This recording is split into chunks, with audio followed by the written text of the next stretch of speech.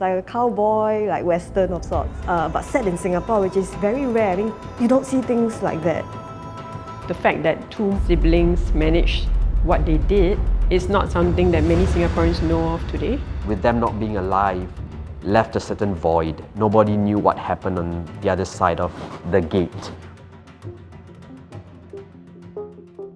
I think the genesis of our documentary actually really started about 3-4 years ago when my uncle, he used to mention this story, this Wahab brothers story. He always told us, guys, you have to do this show about these two brothers, these two outlaws in the 70s. Such a great story and it will be very riveting. So I think Jivan first told me about the Wahab brothers in 2019. When he first told me about this story, it just sounds like two petty thieves. It wasn't a story that immediately made me feel like it's something that we should tell. But through the research, I realized that there really is something like a cowboy, like Western of sorts, but set in Singapore, which is very rare. I mean, looking at where Singapore is now, you don't see things like that. We actually got in touch with Davy Chan. We went out to meet this very enigmatic, strange man and heard his story, and we were quite captivated by it.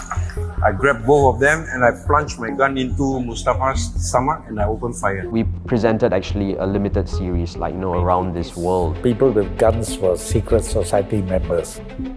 That led us to the research room. The moment it was greenlit, we knew we had to put together a very strong research team. I wouldn't even call it like a research room. It almost felt like it was an investigative kind of room. We had writers who were just meeting people, trying to get information.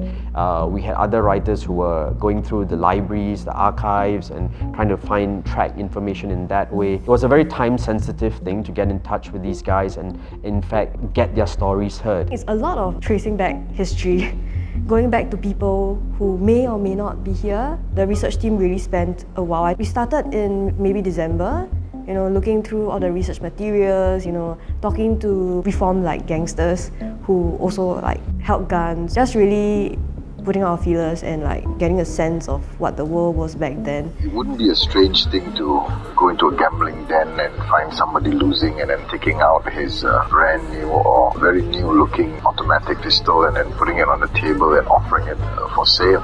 I think we stopped our research in March. So that was a good 4 months. I feel like the 4 months was worth it because from that we actually managed to track down Mr. Chow, Kevil Singh, Davy Chan, and also Atan. So with the information garnered, the research team put forth, I guess, the best script outline, and that's when it was started to get sharpened by Shermin and Joanna and all that, in terms of bringing it into a docu-film script. So at the writer's table, we decided that we need someone to bind everything together, and we chanced upon Amrik. So Amrik has experience dealing with gun crime cases in Singapore, very recent ones. Going down, seeing how he's like, he's very much a character, and he has very strong voice, he has a very strong opinion. We are all potential criminals, all of us. After hearing Amrik's story, we decided that he might be the voice that we need to tie everything together. So as soon as we had the scripts ready, we had to immediately think about casting. Because this was a documentary plus a bit of drama, we needed to find actors who could play the brothers and also the supporting characters, who some of them were still around, still alive. Our leads are the Wahab brothers, Chow, and Davy Chan. These are characters that really had a part in the story.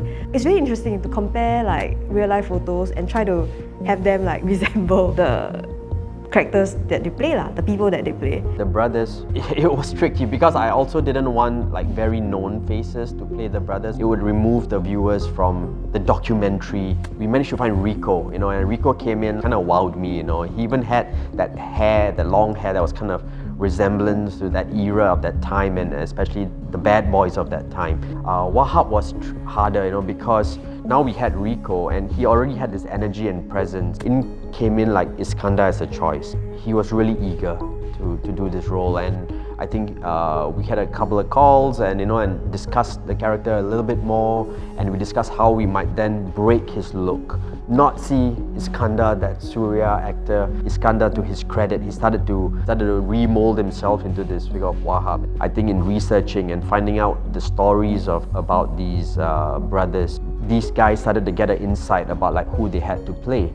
And I remember having a table read with them, and I was saying like, we're not gonna go in and do this dramatized gangster show. I think it was gonna be drawn from realism. Mustafa, kenapa ni? Teruk, tak nak pergi hospital? Tak payah. Ada kain.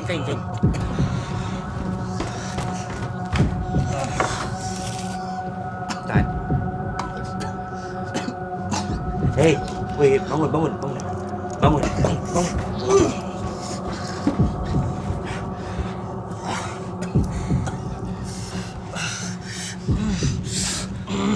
Tutup pintu! Tak nak pergi hospital ke?